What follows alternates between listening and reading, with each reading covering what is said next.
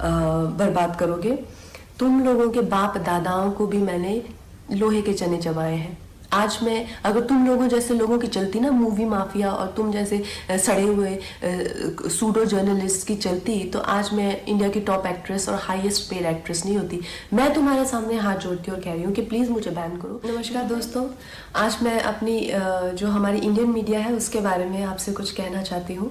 लेकिन मैं ये ज़रूर कहूँगी कि ऐसा नहीं है कि हर जगह अच्छे लोगों के साथ में कुछ बुरे लोग भी होते हैं। और जो मीडिया है उसने जितना मुझे प्रोत्साहित किया है, जितना मुझे प्रेरित किया है, इतने अच्छे सलाहकार, इतने अच्छे दोस्त जो मुझे मीडिया में मिले हैं, मैं कहूँगी कहीं ना कहीं मेरी सफलता में उनका बहुत बड़ा हाथ है। उनकी मैं हमेशा आभारी रहूँगी।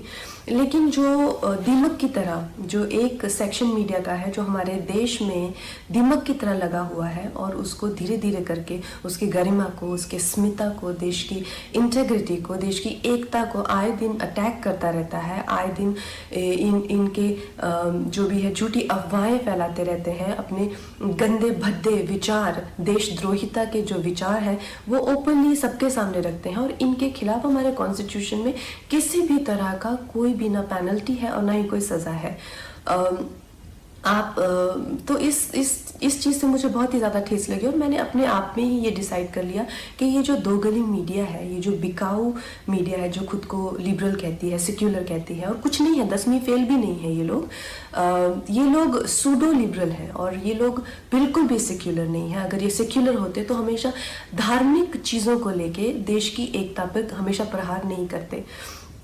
ऐसे ही एक चिंदी से जर्नलिस्ट को मैं एक दो दिन पहले एक प्रेस कॉन्फ्रेंस में मिली, तो उसी की तरह बहुत सारे लोग हैं जो जितने भी हमारे जो सीरियस इश्यूज़ हैं, हमारे जो सीरियस कॉजेज़ हैं। वर्ल्ड एनवायरनमेंट में डे के दिन मैंने प्लास्टिक बैन को लेके एक कैंपेन किया था जिसमें मैंने प्लास्टिक के खिलाफ ईशा योगा सेंटर के साथ में काफ़ी कुछ एक्टिविटीज़ की थी।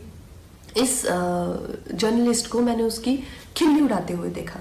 फिर मैंने काउ स्लॉटर के अगेंस्ट, एनिमल क्रूलिटी के अगेंस्ट एक कैंपेन किया, उसका भी ये मजाक उड़ा रहा था। एक शहीद पे मैंने फिल्म बनाई, उसके नाम की खिल्ली उड़ा रहा है। और प्लीज़ आप ये गौरतलब ये है कि इनके पास किसी भी तरह का कोई तर्क वितर्क, समीक्षा या विचार जो कि एक पत्रकार का हक है, उस तरीके से नहीं गाली गलौज करके, गंदी बातें लिख के प्रोफेशनल ट्रोल्स जो हैं खुद को मुफ्त का खाना खाने पहुंच जाते हैं ये हर जगह प्रेस कॉन्फ्रेंस पे।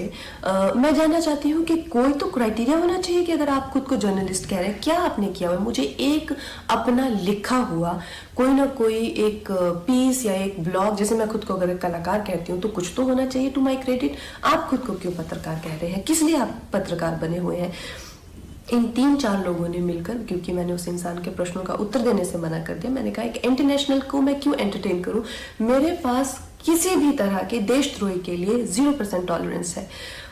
तो 3-4 लोगों ने मिलकर मेरे खिलाफ एक कोई गिल्ड बनाई है, शायद कल ही बनी है, ना ही उसकी कोई मान्यता ही है और ना ही उसकी कोई धारणा ही है। तो उस गिल्ड के चलते हुए लोगों ने मुझे धमकी देना शुरू किया है कि मुझे बैन कर देंगे या मेरी कोई चीज़ का मुझे कवर नहीं करेंगे या मेरा करियर बर्बाद कर देंगे।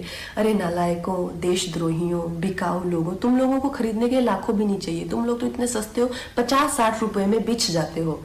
जो अपनी देश के साथ गद्दारी करे, अपनी ही थाली में जिसमें खाते हैं उसी में छेद करते हैं, तुम जैसे नालायक मुझको बर्बाद करोगे। तुम लोगों के बाप दादाओं को भी मैंने लोहे के चने चबाए हैं। आज मैं अगर तुम लोगों जैसे लोगों की चलती ना मूवी माफिया और तुम जैसे सड़े हुए सूडो जर्नलिस्ट की चलती तो आज मैं इंडिया की टॉप एक्ट्रेस और हाईएस्ट पेड एक्ट्रेस नहीं होती। मैं तुम्हारे सामने हाथ जोड़ती और कह रही हूँ कि प्लीज़ मुझे बैन करो, क्योंकि मैं नहीं चाहती कि मेरी वजह से तुम लोगों के घर में चूल्हा जले।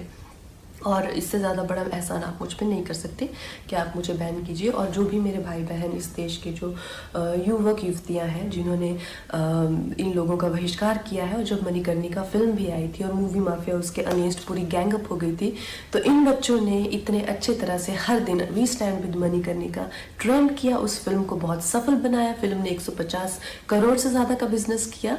और इस चीज़ से मुझे इतना गर्व है अपने देशवासियों पर। आप लोगों के लिए जो हो पाएगा उससे भी ज़्यादा करके दिखाएंगे। बहुत बहुत धन्यवाद।